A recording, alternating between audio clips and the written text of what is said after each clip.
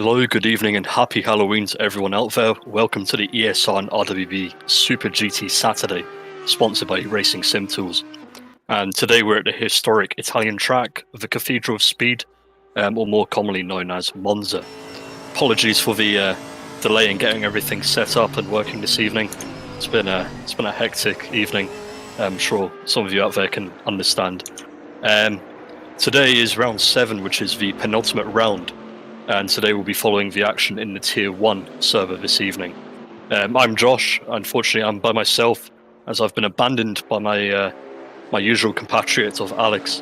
But yeah, hopefully I'll make do with just myself, myself and I, as we're currently watching the end of qualifying now. We'll give a rundown at the very end of qualifying when we have every position finalised. But yeah. Hope everyone's doing well. Keep the chat active, keep it nice and clean, healthy, wholesome, all that jazz. But yeah, hopefully we're in for some fantastic racing. As we know, around Spa, I'm sure most of you out there watching have driven or at least seen Monza in sim racing. It is a hectic turn 1 on lap 1. I see we've also got Crawford in the chat. I'm sure he can tell people in the YouTube chat what his turn 1 is usually like, but Monza is an absolute it's just an absolute mess half the time, but hopefully everything's Gucci and everything's sorted. So I'll just pull up the timetables in a second. Tonight's stream is going to be auto-directed, so unfortunately I myself nor Alex will have control of the cameras, but in the past, you all saw for Paul Ricard, it was fairly decent. So, and as we're joined now by Cos, so yeah, sorry for the kind of dismay at the moment. We're just getting everything back up and running. But yeah, hi Cos, can you hear me? Yeah, can you hear me? Yeah, perfect. Cool. How's it going, man? Not too badly. How are you doing? Very well. Yeah, I noticed you're on your own. I didn't have the heart to leave you on your own, so I thought I'd jump in and give you some moral support. Thank you. Yeah, we've just finished qualifying. I'll give a rundown now for the top 5 in GT3. On the grid at the start of GT3 is Tavarian in the 488 GT3 car, followed by Dan Sedgley, Marinowski, Pride, and then Crossman in P5 in the Porsche. Down in the GT4s, we've got Budchek, Verstappen, Goatfriend, Sharp, and Rigel in the top 5 after qualifying tonight. How are you feeling about this one? The track's quite tricky usually for lap 1, turn 1. How much action do you think is going to be out there today? Where is it, Monza? Yeah, Monza tonight. Well, yeah, that first corner is always going to be tricky. But having said that, I've noticed a lot of our races recently, the first corner has actually been fairly incident-free because we kind of, we try and drive it into people. You can't win it on the first corner or the first lap. And a lot of people have taken it on board. I'm surprised actually how many clean starts we've had on here for Monza. Yeah, definitely. I mean, having watched throughout this series, I think I started in round 3 of commentating. At the start, it was quite hectic, the first lap, but it's definitely got a lot more clean as the races have progressed on. I think everyone's kind of realised what each other will do and what each driver will do at the start of the race. Yeah, that's what I was just thinking. You kind of, because we've got a lot of new people, so we can't expect a miracle. But as this league progresses, people get used to, the people beside them and, the people they're racing with. So they get an idea of what to expect more. Yeah, exactly. If you were a betting man, who do you think would come out on top today in the GT3s? Not to put you on the spot or make you call favouritism or anything, but to be honest, I haven't even studied the field. I don't even know what tier we're covering today. I'm just kind of in the deep end. Yeah, sorry. So tonight it's Tier 1 of the penultimate round of the Super Series, Super GT Series. So yeah, we've currently got Tavarian, Sedgley on the front row of the GT3s. But yeah, I've noticed a lot of the Porsches seem to have bunched down. It's not a very strong track for the Porsches, especially after the BOP adjustments about a month ago. They seem to have lost a ton of straight line pace. How do you think the Porsche is going to handle around here? Fairly good. I mean, there's a lot of straights. The corners aren't too bad. The first corner's not too bad. The chicanes are fairly forgiving, as long as you're careful. Yeah, I mean, it's a pretty good track for the Porkers. Definitely. I hope so. As we see them currently getting underway, getting ready for the rolling start. Hopefully, Auto Director will keep us nice and true, following all the action that we need to. But yeah, good luck to everyone out there, and let's see how the first corner goes. As we see them all now coming up, trying to get any temp they can into their tyres, rolling up to the start-finish line now, rolling up to the 70 kph limits that they're allowed to go. See Tavarian leading the pack on the front left in a Ferrari 488 GT3. And here we go. And that's lights out. Quite a late green flag there, as we see them now heading up towards the first corner of Prima Variante. With this one, always an absolute shit show at the start in turn one. As we see everyone kind of bunching up, that nice accordion effect. Luckily, we don't see too many three wides, as we see a Porsche getting into the mix there. That's a red Porsche of, it looks like Crossman or Corolla. But everyone seems to be getting away fine, as we see some GT4s in the background have spun off, but we'll let you guys know who's kind of the winner and who's lost out on this, as we see them get underway, heading up past Curva Biasino, heading up to Seconda Variante. On board now with Verstappen in the number 2 McLaren. As we switch over to Marinowski in the Lexus, he gets through nice and fine, heading up to the first Curva de Lesmo, or the first Lesmo if you follow the F1. Going around nice and clean, we see who's that? That's Pride making a move now on the Ferrari, heading down onto the second Lesmo. Now onto Curva de Seraglio, heading up straight all the way up. A little bit of people kicking up the dust in the background, but everyone seems to be getting away nice and clean and getting a nice train going on. Oof, I'm going to catch my breath for a second. But yeah, I noticed at the back there, towards the middle of the back, there was a green car. It seemed to be struggling and spinning out. It wasn't too bad though. There's a couple of incidents, nothing too serious. By the looks of it, anyway. Yeah, everyone seems to be getting back into the swing of things. Nice train coming out now with not too many people being spun off. Peter Valle was involved in a turn 1 incident there. He kind of got punted off track, but he's now making a move on Westerberg in the 68 Chevy down in the GT4s. Peter Valle gets past nice and clean, heading up to Parabolica now. But as we can see on the stream at the moment, we're following Marinowski as he's chasing down Corolla into the first corner. He's going to try and get him under the brakes, but that Porsche is amazing on the brakes. He gets the inside line, but Corolla's still there and is going to keep his nose in. Whoever gets a better line out here is going to kind of own it, and it looks like Corolla's got the better drive out. Yeah, nice side by side there, through a dodgy part of the track. Yeah, it always raises some hairs on my arms whenever I see someone going side by side into turn 1. Yeah, but if you stick to your line and respect your opponent, then it's all good, as that showed. Yeah. It's a really good testament to see these guys. As Corolla gets sideways and gets punted around. That's unfortunate at a Seconda Variante. But luckily, that's Marinowski getting away nice and clean. But unfortunately, further back, it looks like Cozzoli is down into P10 after that slight kick of the arse.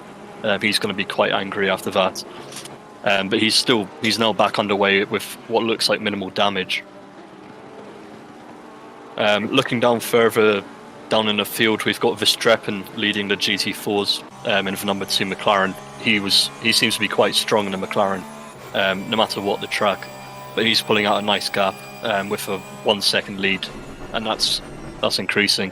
As we're on board with Corolla looking back, well, we're now on board with Wicks, following him as they head through Variante Ascari, heading down now along towards Curva Parabolica.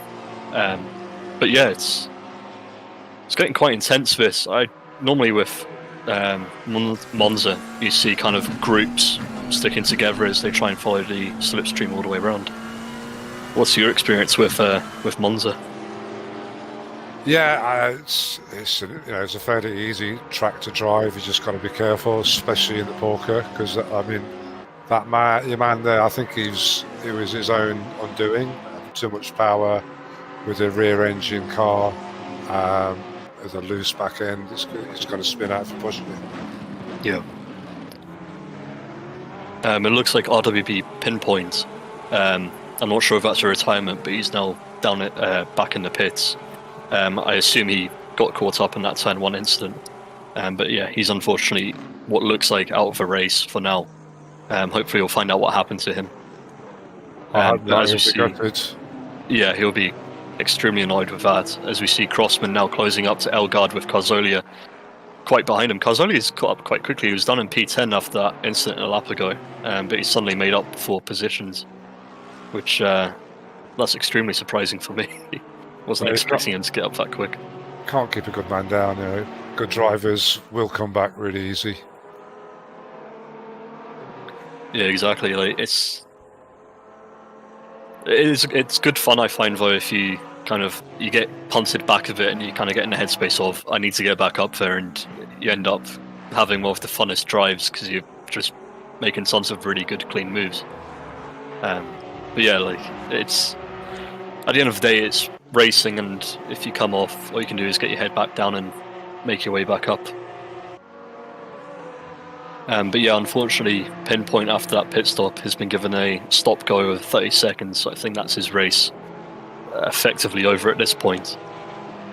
Looking back at the GT4s though, we've got Cephas Treppen in the number 2 McLaren. He's pulled a 2-second gap on P2 of Alex Sharp, followed by Goatfriend, Rigel, Greedy, Budchek, Madal, and Burek. Those round off the GT4's top 8. But yeah, it's settled down quite a lot now, especially for lap 3. Hopefully everyone bunches back up again, and we can see some dives in the braking zones.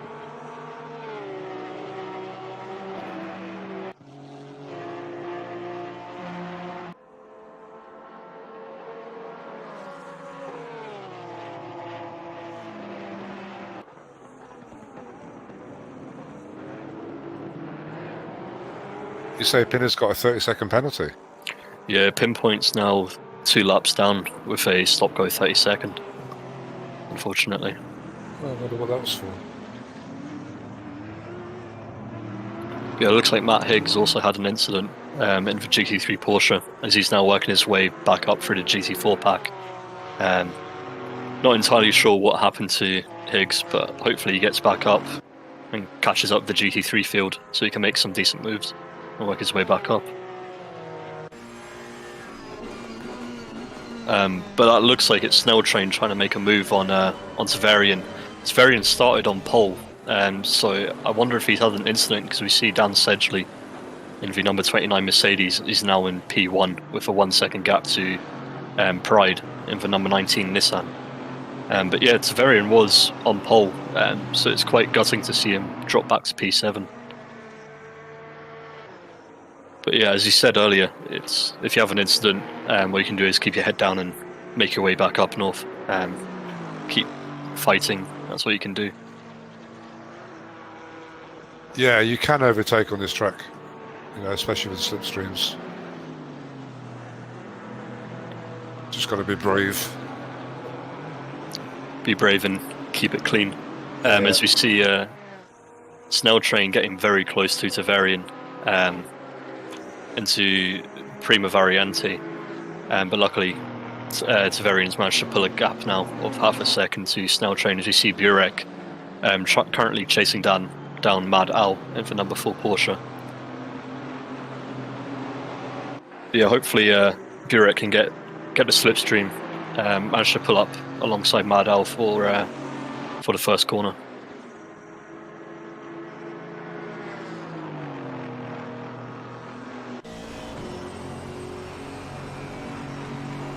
Don't expect Rigel to be fourth in the GT4s for long.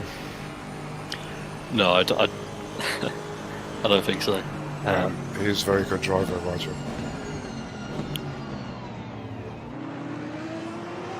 But yeah, Rigel's currently in P4 in the GT4s. He's about 2 seconds down off Goatfriend in P3. But as you say, I don't expect Rigel to kind of slouch about and kind of put up with being P4. He's going to fight till the end. After what we've seen in the past. Yeah, he's consistent and he has pace, and he'll battle to the end. He's hoping, because it will make it a lot more entertaining for us. Up in the front in GT3s, we've got Cody Pride.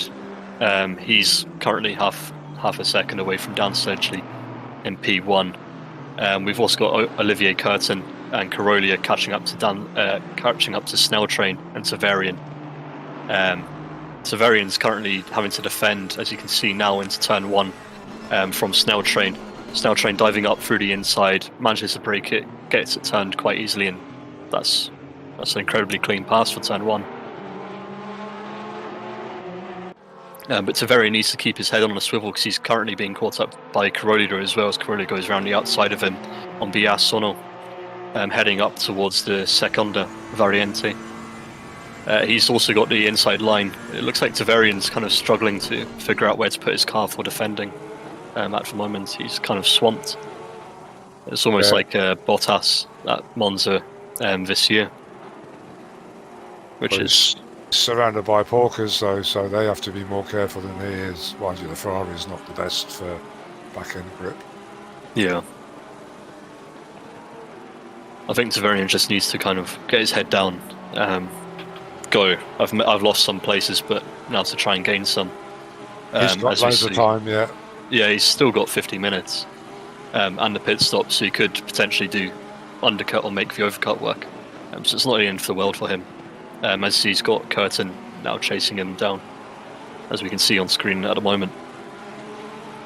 As Curtin runs quite wide and almost loses the back end, kicking the sand out of Viscari. This is now Matt Higgs passing some GT4 traffic. That was him passing Sharp in the number 37 Aston. So nothing overly exciting. We'd hope Higgs would be able to pass GT4s with him in his GT3 Porsche. But yeah, he's got a lot of work to do to catch up.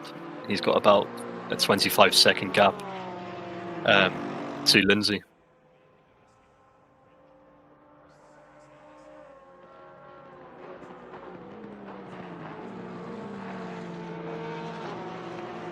Looking like they've settled down now, anyway. Yeah, definitely. However, up at the front, hopefully it will swap across to them in a second. Curtin's still chasing down Severian, but there's a really long train of GT3s heading up to Seconda Variante. Hopefully we get a lot of action there, but it looks like it's an accident waiting to happen with them all essentially tailgating each other as they go through the corners.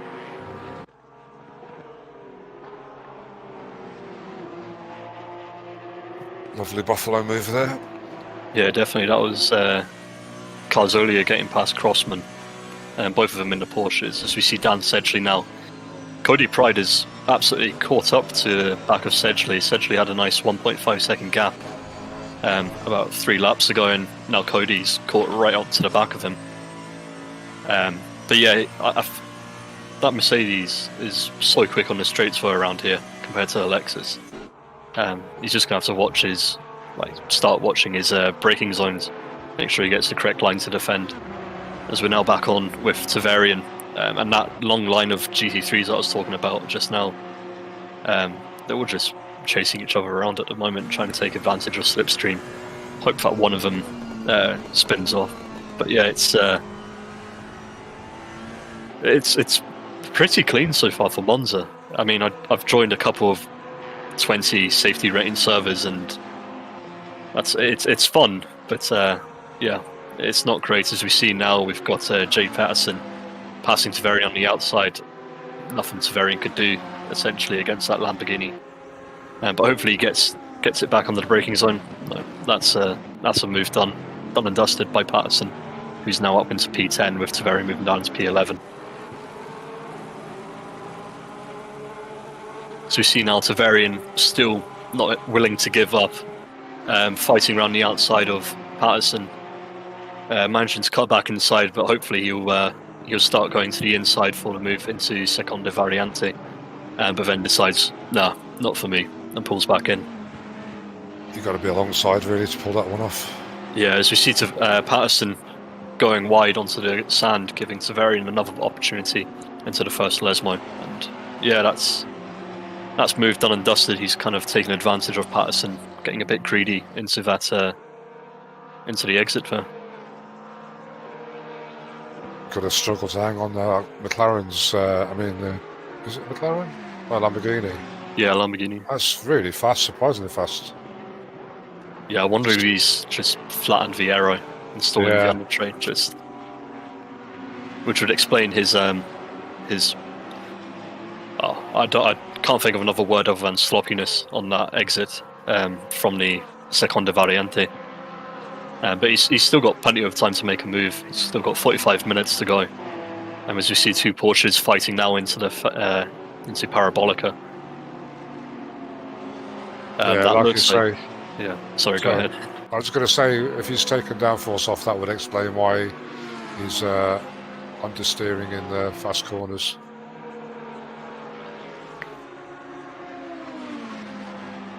Yeah, definitely. As Abranoza's managing to stay ahead of Dan Barnett. After that, move into Parabolica. Now on board with Mad Al and a pack of GT4s. Yeah, we've currently got Mad Al being chased down by Burek, who runs wide at the exit of the first Lesmo. Back on board with Leo Wicks. As he's still trying to chase down Dan Barnett with, Matt Higgs still seems to be about 20-30 seconds off him, so hopefully Higgs can... It's a tall order to get 30 seconds back in a 45-minute race, but if anyone's going to do it, I'm sure Higgs can manage it. As we see Curtin in the pits, I wonder if that's for damage, potentially, but hopefully it's not a disconnect or anything.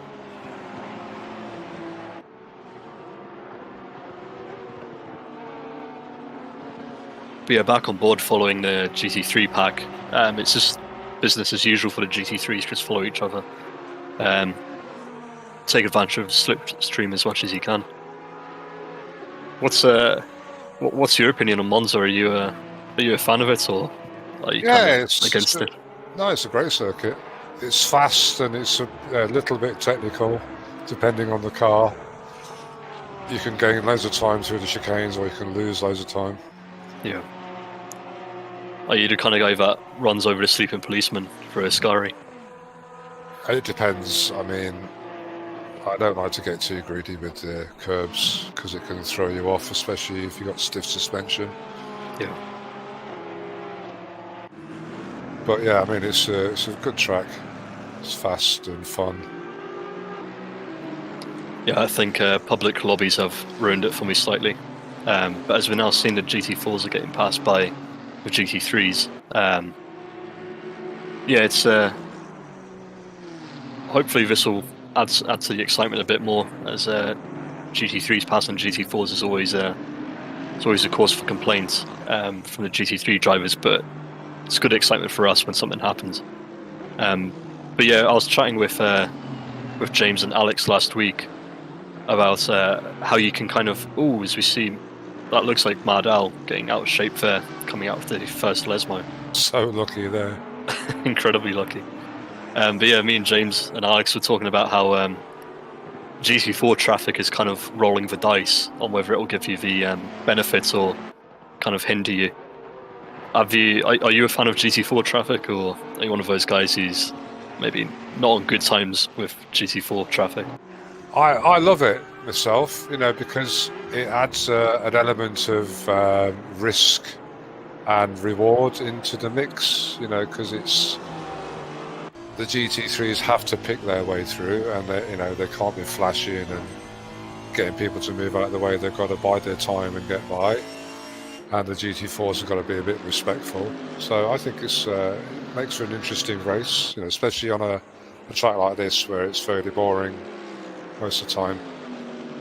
Just adds a bit of spice to the mix. Yeah, exactly. It's brilliant for us watching. Sometimes I do kind of cross my fingers that there'll be a bit of contact between them, because it makes it a bit more exciting for us. But yeah, it adds another layer to it. But everyone has to think about. And there's quite a lot of trust that goes into it as well, and kind of mind reading about whether the GT4 is going to stick to its line or it's going to move offline for you. Yeah, we've been quite clear about that. Just stick to your line, and they'll make their way by. And the good thing about a GT4 is everyone realises that there's no point trying to race a GT3 because they're way faster. So you just got to try and give them space and not be too radical in your movements, and everything will be fine.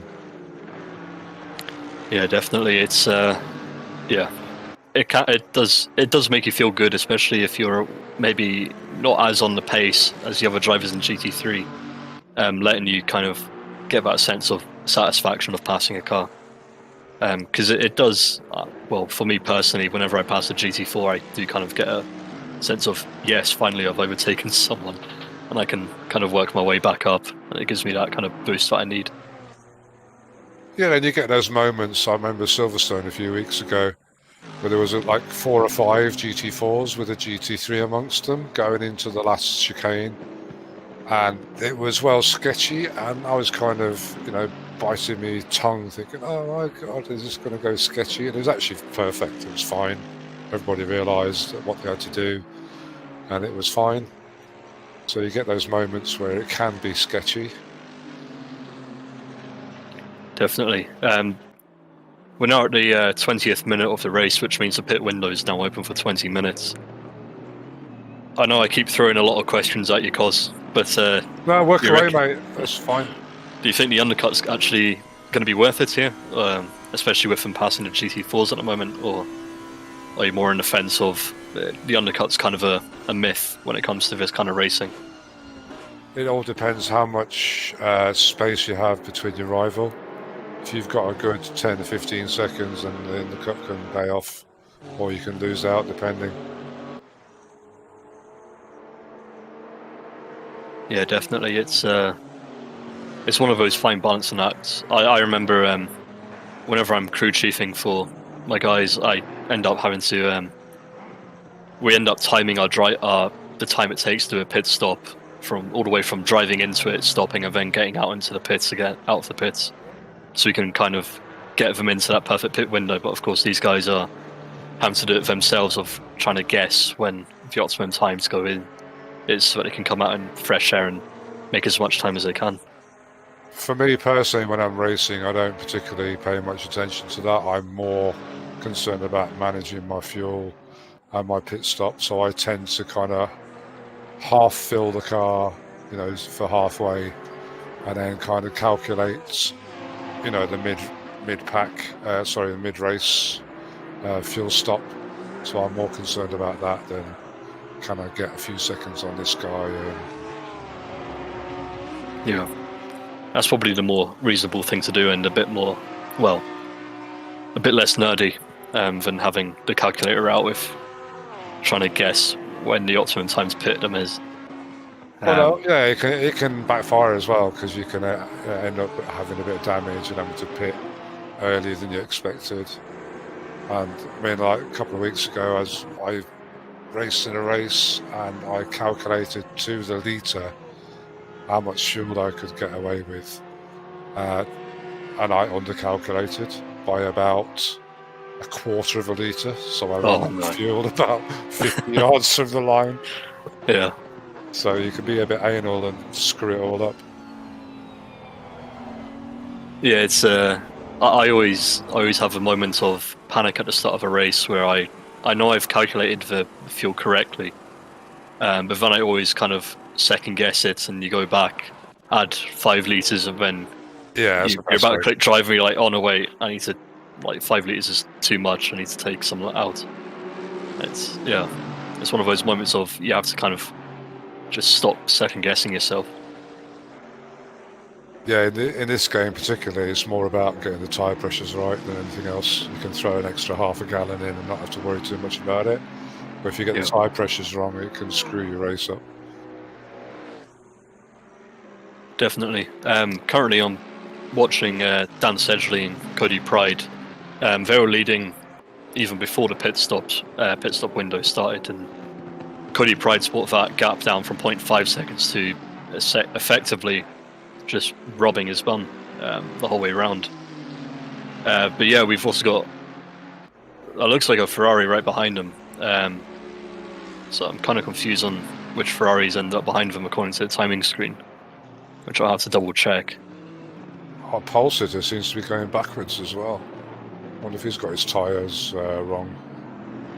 Yeah, so yeah, that's Tavarian behind them, who's a lap down, it turns out. But yeah, he's managed to go in for a pit stop, but yeah, he's effectively second to last in the current GT3 pack. Matt Higgs is still fighting amongst the GT4s to try and gain some places after his pit stop. Oh yeah, of course, that's why they're going backwards, because they've pitted. Yeah. But yeah, it's interesting to see half the guys have pitted early, and then I wonder if there'll be anyone leaving it to the 10 seconds left on the pit window again, as we saw at Kyalami last week. That was close that way. Literally 10 seconds to get in the pit. Yeah, I was puckered for him.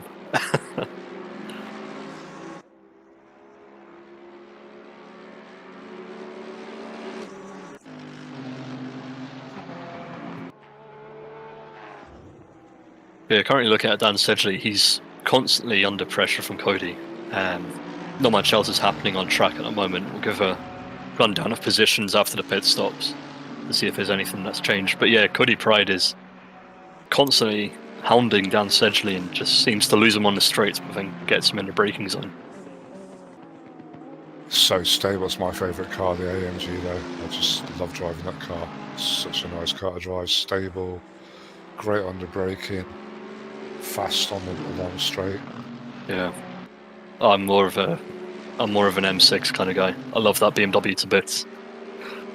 I can't drive that thing. It's just too sketchy for me. I like a stable car that I can trust when I chuck it in.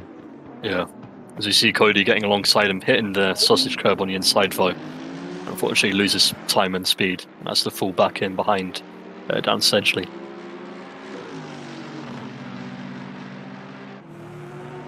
Yeah, going back, currently in the GT4s,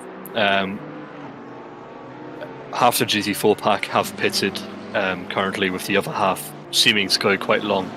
It looks like Olivier Curtin, he's currently now plus 5 laps down, and in the pits, so I suspect he might have retired from the race, unfortunately, but hopefully he comes back on. Rigel's up to second in the GT4s now. Yeah, hopefully he stays that way when he comes out of the pits. But yeah, Chris Verstappen is now in the pits as well. He was leading the pack by a good 5 seconds before the pit stops, which is just absolutely mental within the first 25 minutes of a race in GT4s. We've seen him in the past have quite good pace compared to everyone, but I just don't know how he keeps having this pace advantage on every single track. It's almost like he needs a tier above tier 1 to kind of keep him in check.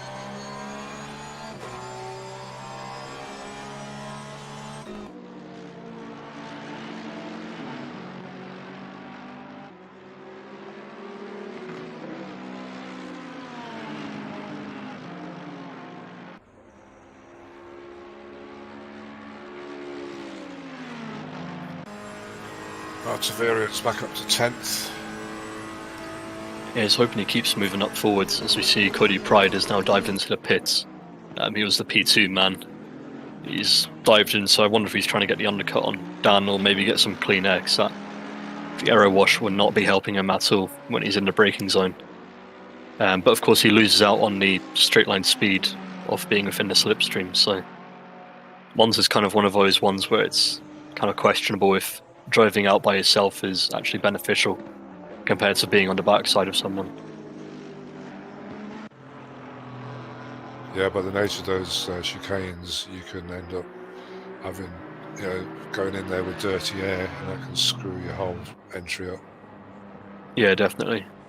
As that looks like Maddow heading into the pits with Simcox behind him in the GT4s. We still have Goatfriend and Rigel in P1, P2 with Varley in P3, but they still haven't pitted yet. But Rigel seems to be going pretty steady. He just seems to kind of be pumping out the laps. He's not really had any fights with anyone so far in the last 10-15 minutes. But it's not necessarily a bad thing, just going out by yourself and putting in the laps.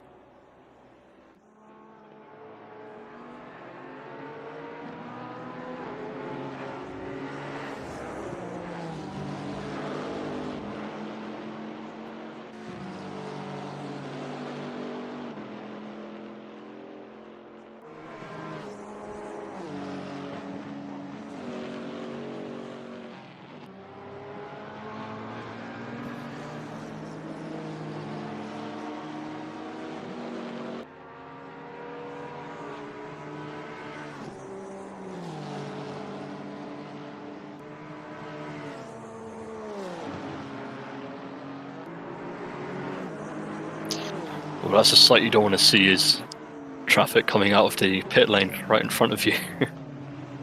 Luckily, everyone in this series so far, I've not seen anyone cross the white line of the pit exit. But that looks like Simcox going wide at turn 1 and running off. But as you can hear there, we're now at the 30-minute mark, halfway point, 10 minutes left on the pit window.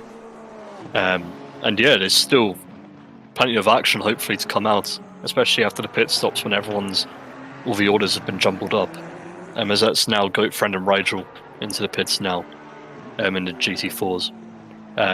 With Dan Sedgley also having gone into the pits, so it'll be interesting to see if he comes out of Cody Pride afterwards, even though there's been a lap difference. But it looks like Dan Sedgley is going to come out of Cody Pride by the time they get round turn 1. Meanwhile, Elgard is still leading.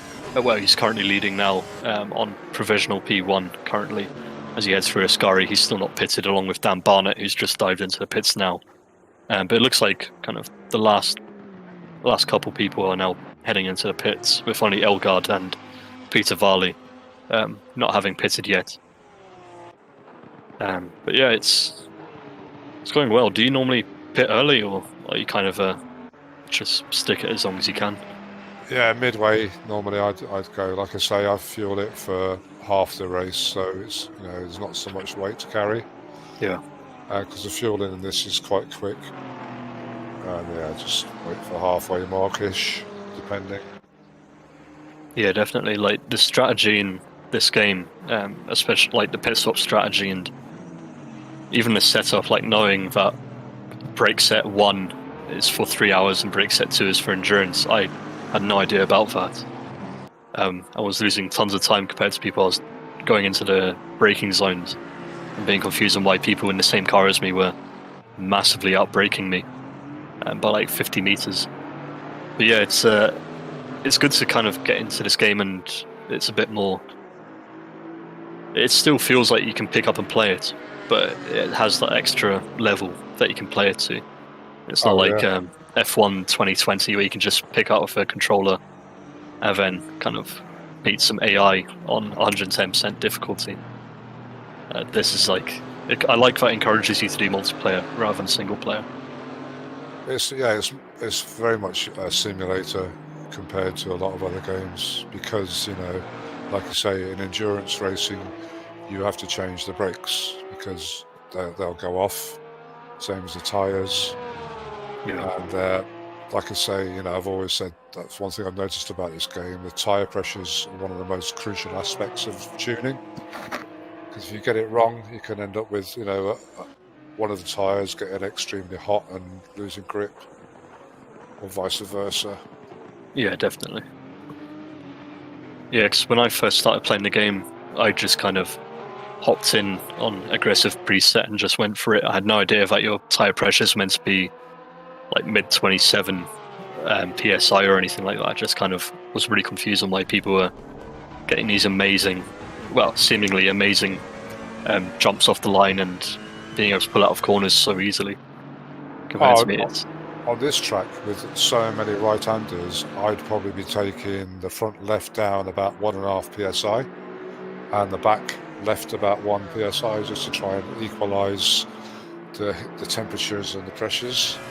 Yeah. Seems to be par for the course on most tracks like this. The right-handers, so drop of loads on the left-hand side. Yeah, something else you don't see in many games is asymmetric setups actually being beneficial or like having a massive impact on the performance of the car. Like as you said, Monza's predominantly right-handers, so there's no point in having the bump, for instance, on the left being stupidly high if you don't need it, because it will just wear down your tyres more. Like having asymmetric setup is sometimes worth it. I also didn't realise that it also models for the rear wing. The game also models if your front nose is right next to the rear wing, it will slow down the car that you're pulling alongside, because of the turbulence generated by your car affecting their rear wing and giving it more drag. It's just the small details like that, which just amazed me. But as we see now, Peter Varley is now in the pits. That's the last of the cars to be pitted. Unfortunately, it looks like Olivier Curtin has retired, as he's now 10 laps down and still in the pits, which it's unfortunate, but unfortunately it happens every now and then.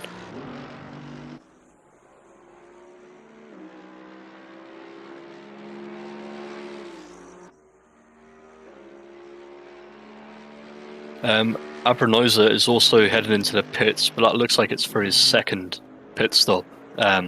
Hopefully it's not another retirement. We'll keep you guys updated as we find out. But yeah, that's him in the pits as well now, which is quite confusing. But yeah, Cody Pride has now dropped down to 2.3 seconds behind Dan. Whereas before the pit stops, Cody was 0.2 seconds behind Dan Sedgley, which that's quite a loss. I wonder if he missed his pit box or something. But yeah, hopefully, well, I'm sure Cody will find that pace again and jump right up behind Sedgley again.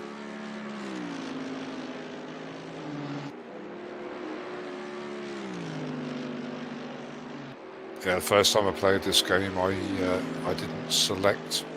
I tuned the car, did everything, but I forgot to select the tyre change, and I couldn't work out how to do it on the fly. So I ended up doing like 2 or 3 pit stops in vain, not being able to change the tyres.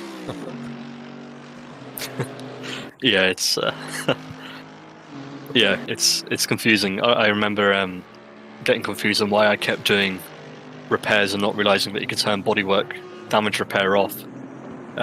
So like having a tiny scrape and it would be like, oh, you've got a 38-second repair time. Just being quite annoyed by that.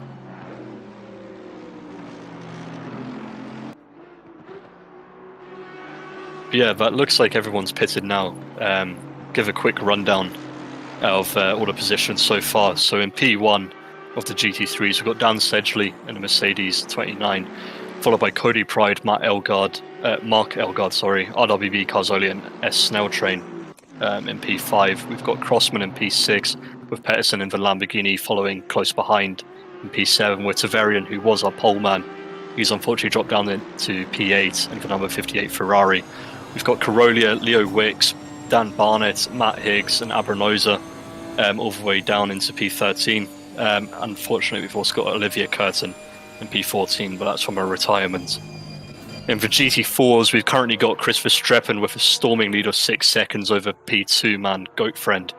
In P3, we've got Adam Sharp, followed by Butchek, Rigel and Simcox. Down in P7, we've got Greedy, followed by Mad Al and Peter Varley, who's in the LDR8. We've got Burek, Westerberg and Schaefer, and then last but not least, in the number 66 Aston Martin, is Dan Anderson.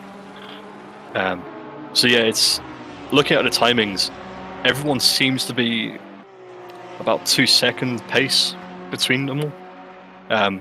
Spanning from slowest to fastest is 2 seconds in the GT3s, which that's quite close, considering I know it's a tier system that the Super Saturday Series is, but still having a 2 second from first to last, that's quite a close margin. Yeah. Sedgley's got a healthy lead over Pride as well. Yeah, definitely, but that gap is coming down. It was 2.2 about 3 minutes ago, which is down to 1.3. It was 1.4 about 10 seconds ago. Yeah, so Cody is gaining onto Sedgley. But it's one thing to catch up to a car, another thing to overtake it, especially around here. With the heavy braking zones, it's quite hard to overtake especially against the Mercedes, which is just so powerful on the straights. And big. Yeah. It's not a small car. No, it's an absolute monster. But I guess he's up against the Nissan, which, again, Nissan's one of the big boys around here. It's curious to see Mark Elgard, who down in P3. I remember chatting to him at the start, and he was saying that the only reason he chose the Honda is because he wanted a handicap. Curiously enough, so it's handicap apparently isn't working with him up in P3. It doesn't seem to phase him too much, as you see Cody Pride has dropped down a bit in the timing screen. Yeah, he's fast, Elgard. Speedbond did the same. He was in an esports league, and he drove the Honda just because nobody else did, and he just to prove a point that he's quick enough without all the bells and whistles. Yeah. So yeah, that's now the pit window closed, but that doesn't matter anyway, because luckily this time everyone has pitted, unlike what we've seen in the past where either people have forgotten to pit or they're doing some weird strategy where pit windows don't exist or anything. I wonder if Rigel had an incident, because he's dropped down to 5th in the GT4s. Yeah, that's unfortunate, but that's a 3-second gap, and hopefully he can work it way back up to Buchek, as I assume he'll be fighting Adam Sharp in a second, with that 0.3 second gap between those two. And yeah, whenever cars are fighting, they always slow down, which is it's kind of why I always hope guys in front of me always fight, or even try and make guys behind me fight each other, so I can get a nice gap, as we see Crossman getting a decent gap, and with Mark Elgard passing some GT4 traffic now. But yeah, it's been relatively clean for this. It's usually quite clean, but this has been strangely very clean. I've not seen anyone properly ram each other or pit maneuver each other off or accidentally squeeze someone offline. It's been quite clean. What's your take on it so far?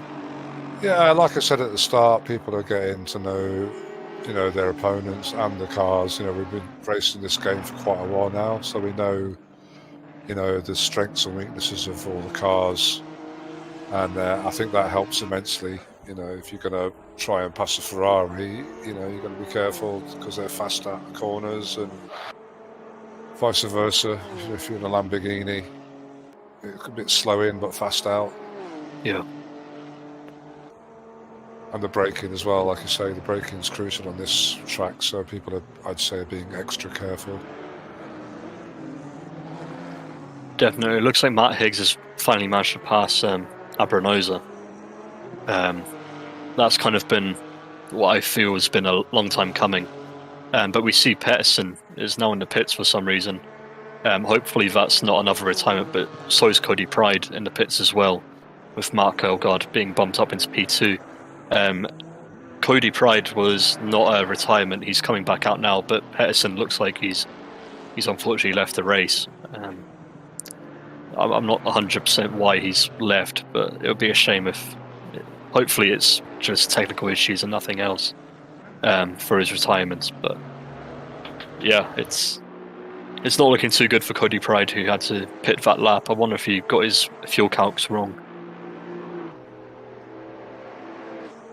But yeah, we see Crossman is now catching up to Tavarian. Tavarian now up into P4 after those two pits and the retirements as well. He's going to kind of be quite happy with that, especially after his going from P1 down to P10 and back up again. But yeah, we're not sure why Cody Pride pitted. I have a feeling it wasn't damage or anything. I think it was. I have a feeling it was fuel related. What do you think? It could be. It could be tyres. Maybe he didn't change his tyres or something. But he did stop in the pits, though, did he? He went into the pits and stopped, but it was very short stop for him. I didn't see any stop and go.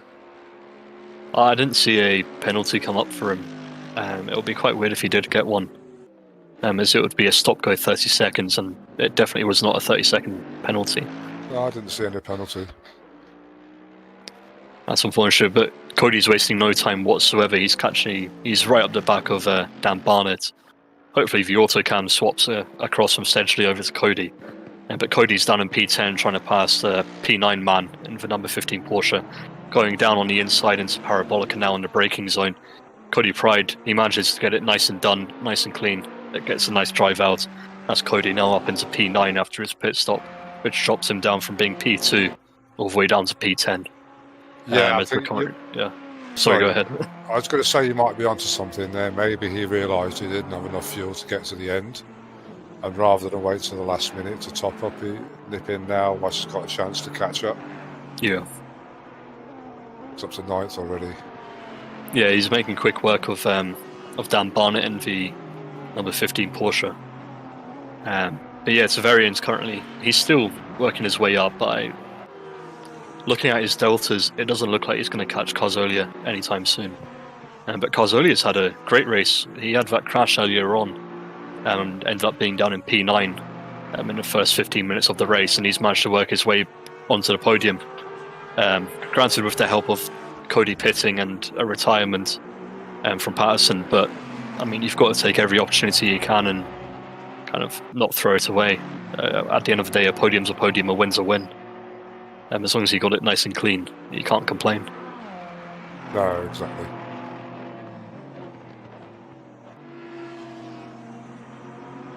Looking down into the GT4s, Chris Verstappen still leads by a massive margin.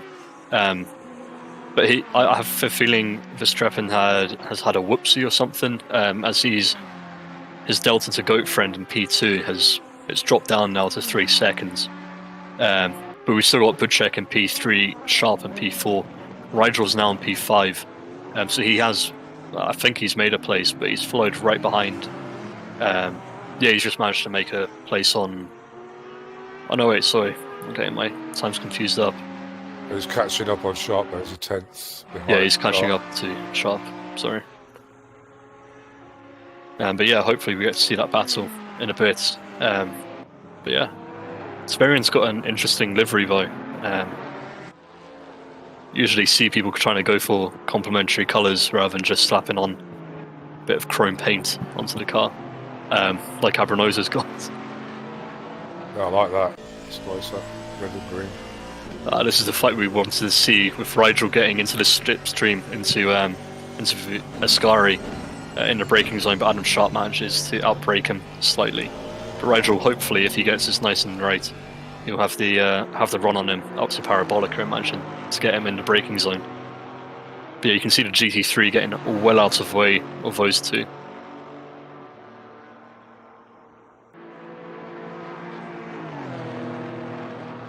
Yeah, it's Parabolica now. Rigel massively outbraking him, but just goes slightly too deep. But he'll get the run on him now, past the pit straight, as they head up now onto the pit straight now.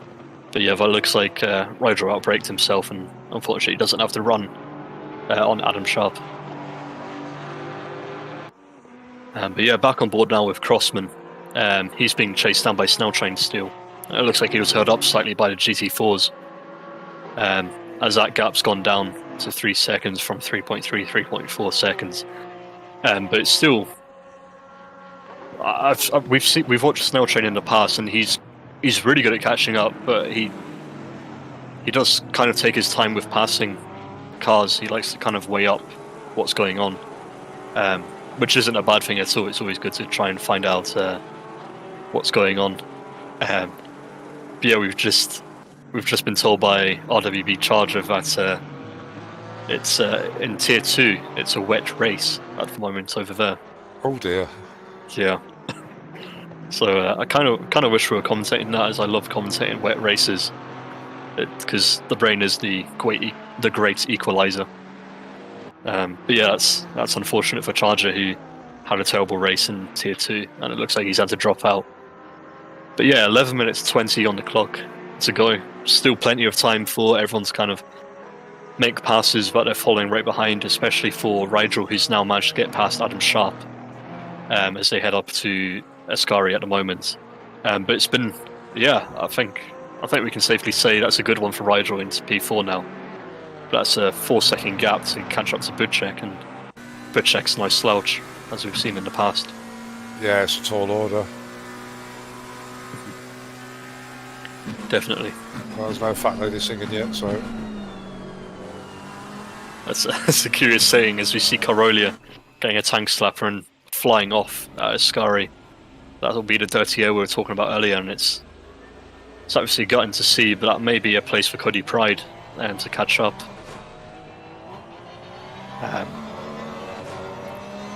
Just see, yeah, Cody Pride's now right up behind Carolia. There's about a second splitting them. If that, as Cody Pride gets into the slipstream and manages to get, it's now alongside him heading into Parabolica, as we see the auto camera swap to Matt Higgs. But that's Cody Pride now got up into P8 now, as he passes Carolia on the outside of Parabolica, heading down to the straight, and Carolia's got absolutely nothing to defend off Cody Pride as they head down onto the pit straight. And that's Cody Pride now with a 0.6 second gap over him. So, yeah, within the space of one sector, Cody manages to catch up to Carolia, pass him, and get a half-second gap, which is just mental. Kind of shows the pace that he had. It's just unfortunate he had that pit stop.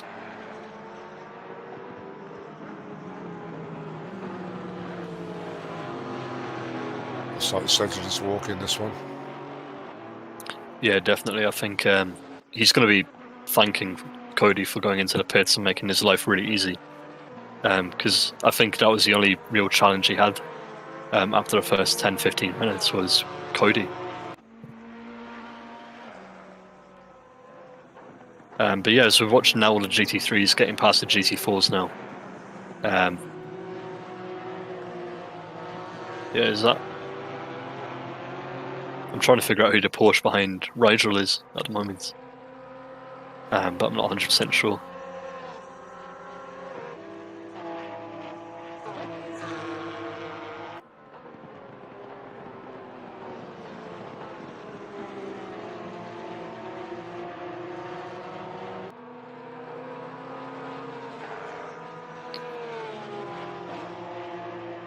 But it's good to see everything's kind of settled down now. Hopefully everyone's not resided to their position and just taking it easy. But yeah, what have you thought of the race so far? Because yeah, it's been very good, very clean, very respectful.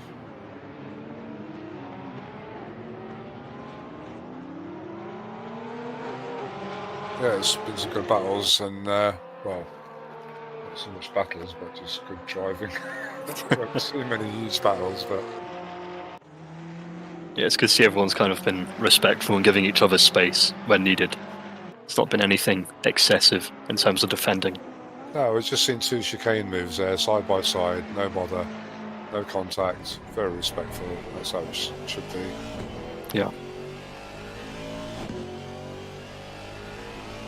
Definitely, as we watch Burek getting passed now by a GT3.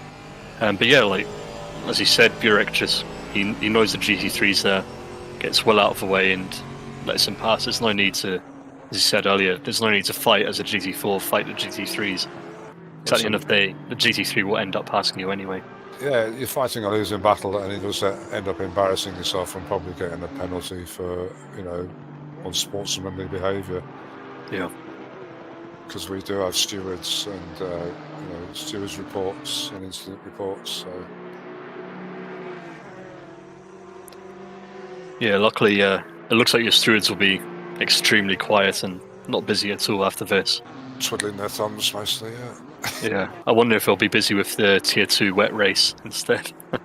Yeah, I have to watch the replay of that one. Definitely.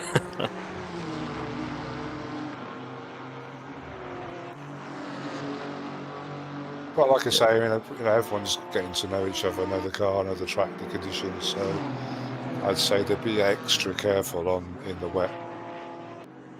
Yeah, definitely. It's kind of gutting that this is the second to last round. of this series, but there's plenty more coming. I mean, I've been seeing that there's the manufacturer series currently in the pipes, and that could be a lot of fun, especially kind of, I was going to say force people to work together, but kind of add that element of, that's my teammate, there's no point in me trying to pass my teammate. Yeah, I'm gutted I missed this series actually, but I had to go in for a hand operation at the start of this series, and I knew I'd be out of action for a couple of months, so I backed out. Yeah, that's gotten. I wish I found out about this sooner, because I would definitely have joined up. Probably end up in tier 3, but yeah, there's plenty more. I've been doing the Monday races, and they're tons of fun. I'm probably not popular after the race on last Monday at Misano, but I had lots of fun. Yeah, I was talking to some lads last night. There's a good chance, I mean nothing's certain, but they might be doing some R Factor 2 endurance leagues in the next few months, possibly. Oh, awesome. I'm definitely gonna have to buy R Factor 2. It's been on my list for so long, but I keep waiting for a sale. Yeah, Black Friday on the 21st, I think it is, November. Awesome. It's definitely worth getting. I actually loaded it up again last night and had a few laps. It's an incredible game, actually. It's not the best looking, but the physics and the feedback and just the general tyre feel is awesome. Yeah. Yeah, I'm looking forward to the 12 hours of Spa as well, coming up on I believe that's the 21st of November as well. That's right, yeah. Absolutely looking forward to that. We've been currently looking at liveries so far, but yeah, it's just, I can't wait.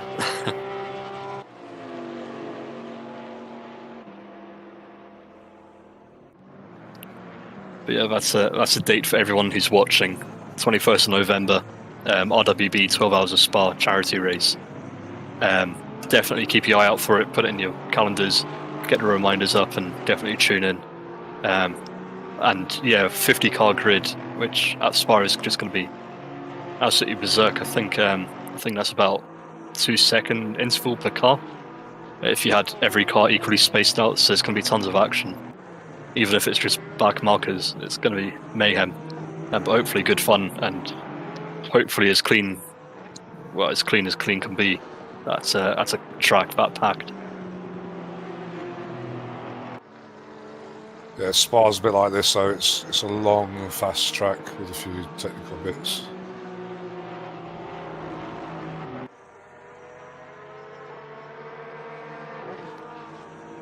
Yeah, it'll be interesting to see the strengths and weaknesses, though. You'll have the Porsches going super quick through the technical sections of Sector 2 and the start of Sector 3, but then probably the BMWs, Nissans, Mercs absolutely storming away in the other sections. I don't know, I mean, they've got some weird cambers on some of those technical bits on Spa. I'd be bricking it in a Porker, to be honest. Yeah, especially up Eau Rouge and Radillon. Yeah, and even the downhill bits, you know, the back section, all those twisties, they're kind of down and up and weird cambers, it seems. Yeah, definitely. But yeah, it looks like everyone's kind of getting tired now, as we've seen about 3 or 4 mistakes so far from different drivers. Nothing race ending, but of course it's people running wide, maybe getting a bit too complacent at the moment. All the tyres are going off at this stage. Yeah. The cars get lighter as well with less fuel in, so they're not as predictable. Definitely. Are you up for a couple of interviews after this? Yeah, we get the top 3 of each tier in. Awesome. So yeah, we'll grab top 3 from each tier in, and each class in, and yeah, hopefully find out what's been going on with them, because I think Sedgley's had the most. Sedgley and Verstappen, they've had pretty boring races, especially Verstappen at the moment, as we see Greedy now with a drive-through penalty, which will most likely be for track limits, which with 1 minute 25 to go, that's not the thing that you want to do.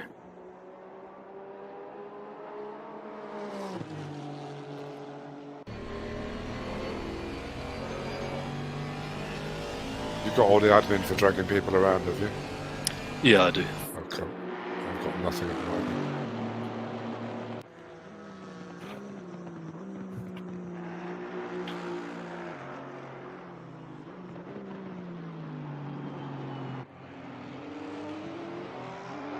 But yeah, it's been very quiet last few laps. Normally you see people kind of going for the mad dash to try and make up any place they can, but it almost feels like everyone's kind of resided to their fates.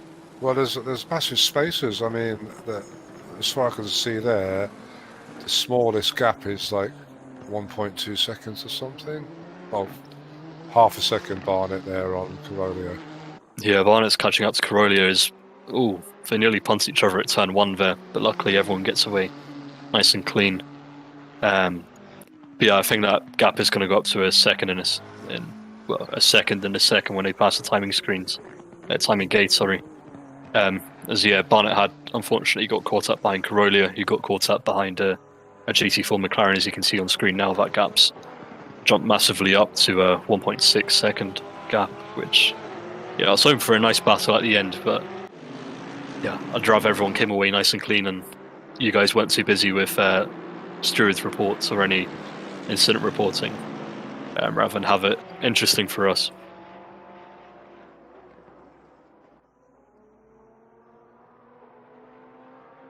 Oh, who was that one off? Goat Friend. I think that's Abrunosa. No? It wasn't Goat Friend anyway. No, I think it was Dan Barnett. Yeah, it was Barnett who went off, unfortunately.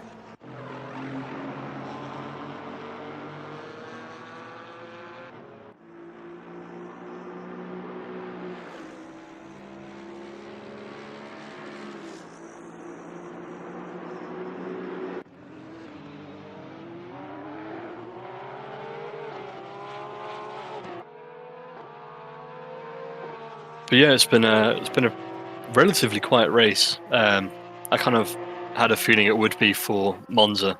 It's great fun to drive. It's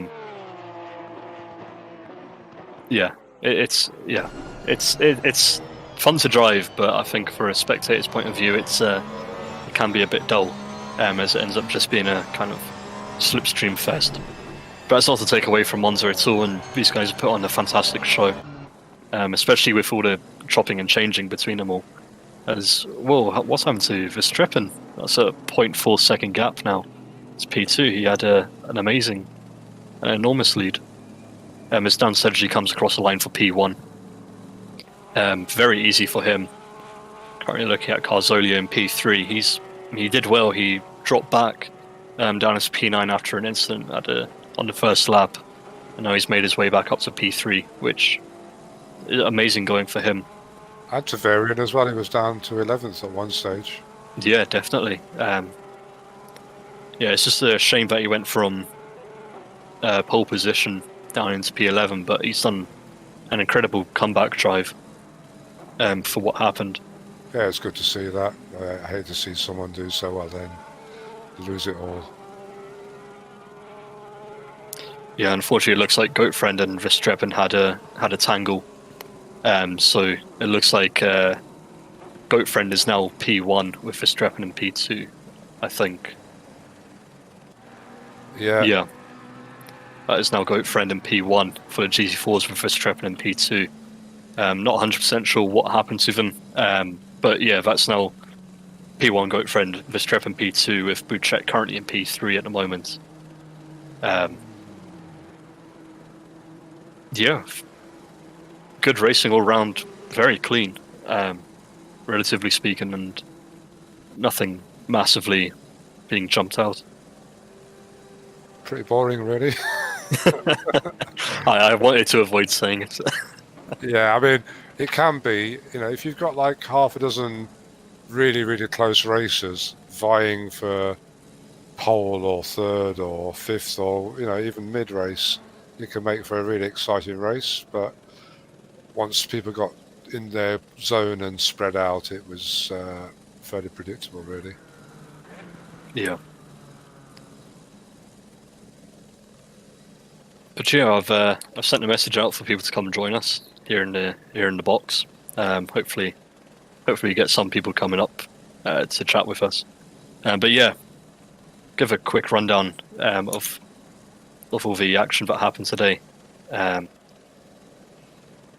I print my screen in time.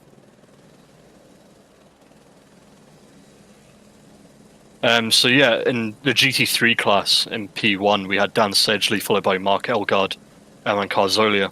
Tavarian, who had started on pole but dropped down to P9, P11, managed to make his way back up into P4. Fantastic recovery drive for him.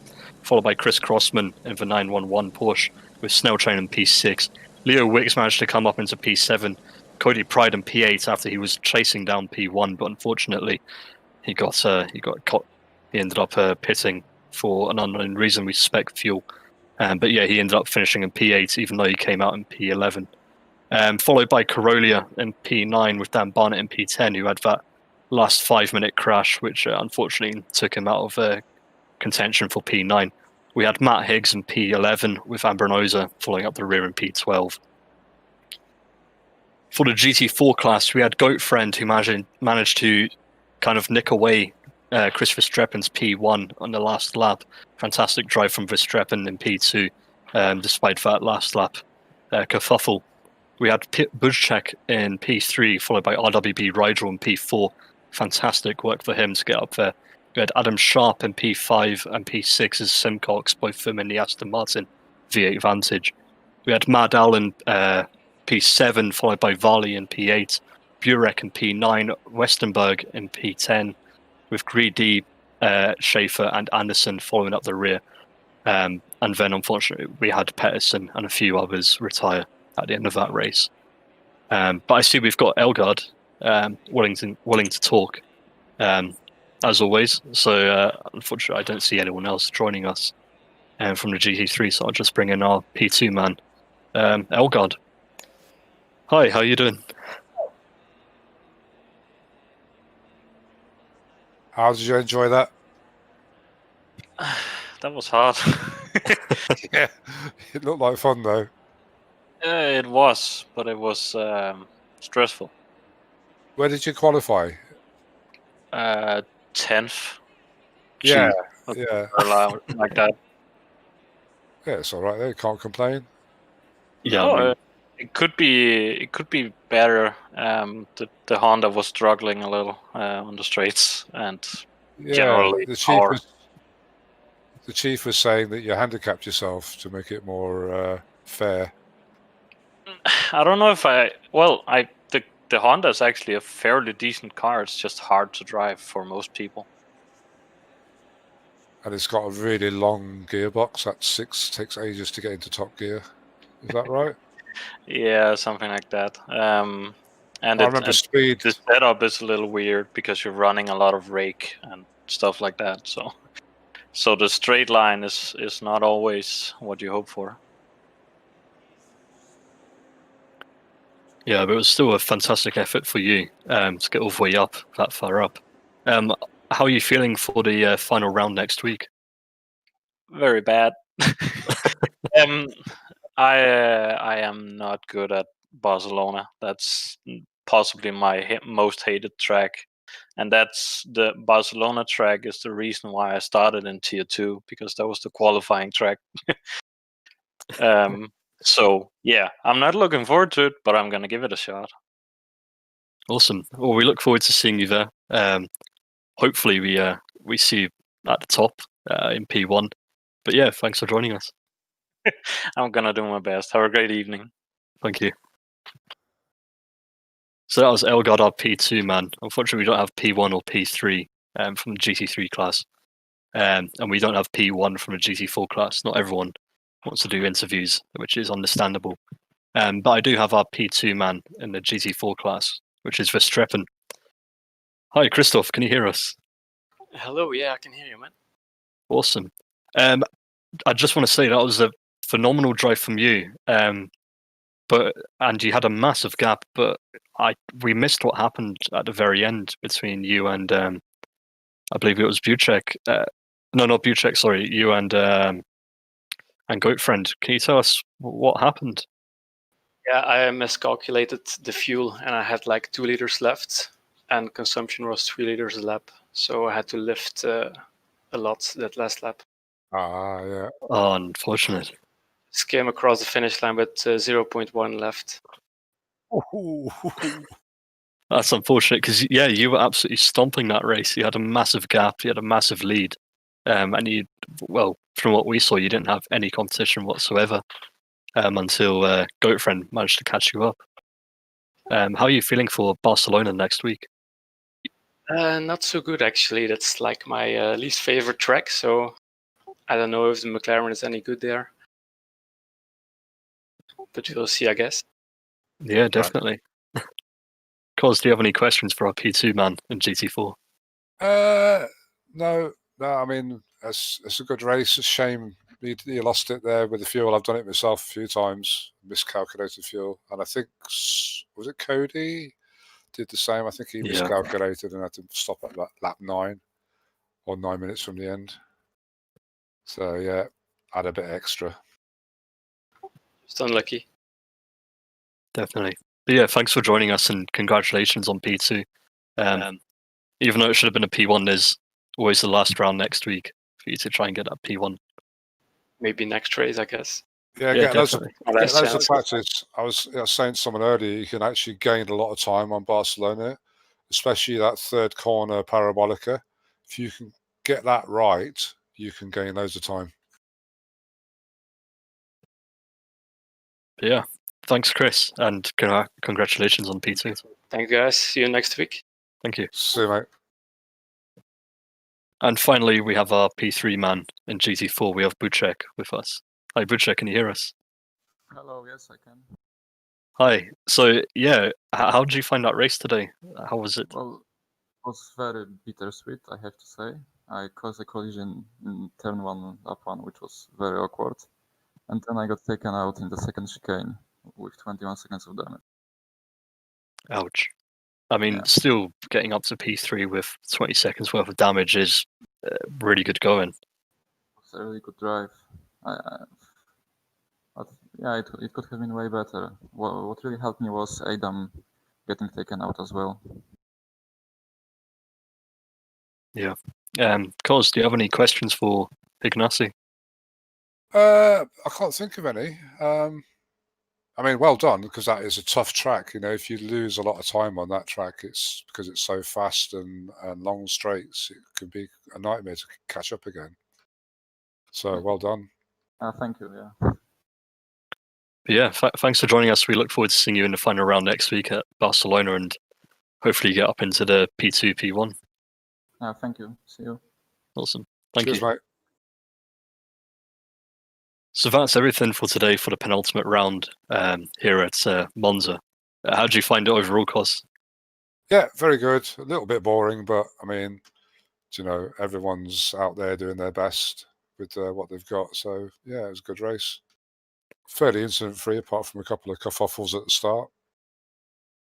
Yeah, definitely. Yeah, I have to agree with you. It was maybe on the touch boring side, but still, it's great to see everyone keeping it clean. And yeah, it's better to have no incidents than have it full of incidents and everyone complaining at the end. Yeah, been there, done that. But yeah, thank you everyone for tuning in this evening. I know it's Halloween and everyone would rather be getting pished in a costume at the moment. But thank you for joining us this evening. Big shout out to the sponsor of this series, Sim Racing Tools. And yeah, thank you to Cos for keeping me company and not leaving me up to dry today, unlike Alex. Yeah, no worries. But yeah, yeah, it was fun, man. I mean, thanks for taking the reins. You know, we need more people taking the reins. I'm not very good at taking the reins, but I respect the fact that you did. So thanks a lot. Awesome, thank you. But yeah, we hope everyone will join us next week for the final round of the Super GT Saturday series at Barcelona. It looks like it will be a bit more chance of rain next week as well. So hopefully, and the server that we'll be looking at will finally get to see some rain and commentate over it. And yeah, thank you to everyone. Don't race alone, race RWB.